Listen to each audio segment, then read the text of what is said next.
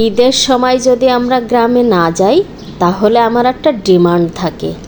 ডিমান্ডটা কি জানেন? যতদিন ছুটি থাকবে প্রতিদিন ঘুরতে নিয়ে যেতে হবে।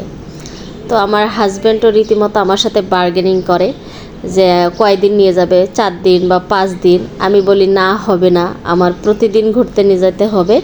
তো এই করতে করতে দেখা যায় হয় 4 দিন 5 দিন এরকম হয়। তো আজকেও ঈদের উপলক্ষে ঘুরতে বের হয়েছি। আমার মেয়ে পড়ে গেছিলো, সবাই খেয়াল করেছেন। তো আজকে খুব কাছেই চলে এসেছি, আর একটু লেট করে চলে এসেছি। মানে বলতেছিল গতদিনও ঘুরছি, তা বলছে আজকে ভালো লাগতেছে না, তারপরেও যেহেতু বলতেছো কাছে কোথাও নিয়ে যাব অল্প টাইমের জন্য, এই জন্য প্রায় সন্ধ্যার দিকে আমরা বের হয়েছি। তো এখানে পরিচিত জায়গা, সবাই দেখে চিনতে পারছেন, কারণ এত আসি এগুলোতে যেগুলো কাছে বা একটু কাছে হয়, সেগুলোতে এত পরিমাণ যাওয়া যে কোনো হিসাব ছাড়া। তো যাই হোক, আমার মেয়ে এসেই তার বলে ফুচকা খেতে মন চাচ্ছে, নিয়েছে সে ফুচকা। আমি আবার বলতেছিলাম যে তুমি গতকালকেও ফুচকা খেয়ে আসছো, আজকেও ফুচকা, মানে গতকালকেও ঘুরতে গেছি ফুচকা খেয়ে আসছি, আজকেও তাকে ফুচকা দাও।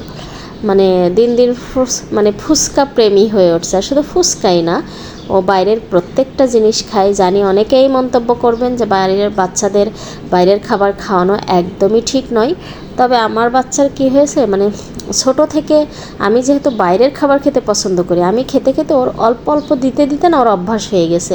অনেক বাচ্চারা আছে দেখবেন বাইরের খাবার খাই না, কিন্তু হঠাৎ একদিন বাইরের খাবার দিবেন, পুরো বমি টমি করে একাকার করে দেবে, অসুস্থ হয়ে পড়বে। বাট আমার বাচ্চার বাইরের এমন কোনো খাবার নেই, আল্লাহর রহমতে খেয়ে কোনো সমস্যা হয়, ওর অভ্যাস হয়ে গেছে।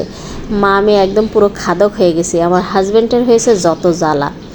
যাই হোক, এবার ওখান থেকে ফুচকা খাওয়া শেষ করে এসে নিয়েছি মোমো। মোমো তো খুবই পছন্দের একটা খাবার, ফুচকাও তো পছন্দের, আসলে সব খাবারই আমার পছন্দের। মানে বিশেষ করে হালাল যে খাবার, আমার জীবনে লাইফে কোনো না নেই, হালাল শুধু হালাল হইলেই হবে, বাকিটা মানে আমি খেয়ে করতে পারবো, কারণ আমি প্রচুর বাইরের খাবার খেতে ভালোবাসি। তো যাই হোক, এখানকার মোমোটা অত বেশি আমার ভালো লাগেনি। আমরা মোমো খেলে বেশিরভাগে রেস্টুরেন্টে খাই, না হলে টেস্টিটিডে বা হচ্ছে মিঠাইয়ে, এই ব্র্যান্ডেরগুলোর মোমো খুবই ভালো লাগে। বাট এখানকার মোমোটা আমার কাছে চিকেনটা কেমন যেন একটা লাগছে, গ্যাস লাগছে, ভালো লাগেনি। যাই হোক, সেখান থেকে চলে এসে এখন নিয়ে নিয়েছি চা। মানে হঠাৎ করে এই চাটার মানে গ্রামের একটা ফ্লেভার পাচ্ছিলাম।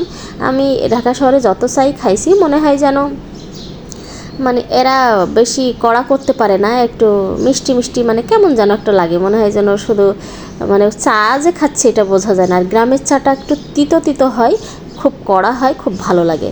তো সেই ফ্লেভারটা পাচ্ছিলাম, যার কারণে চা খেয়ে নিলাম।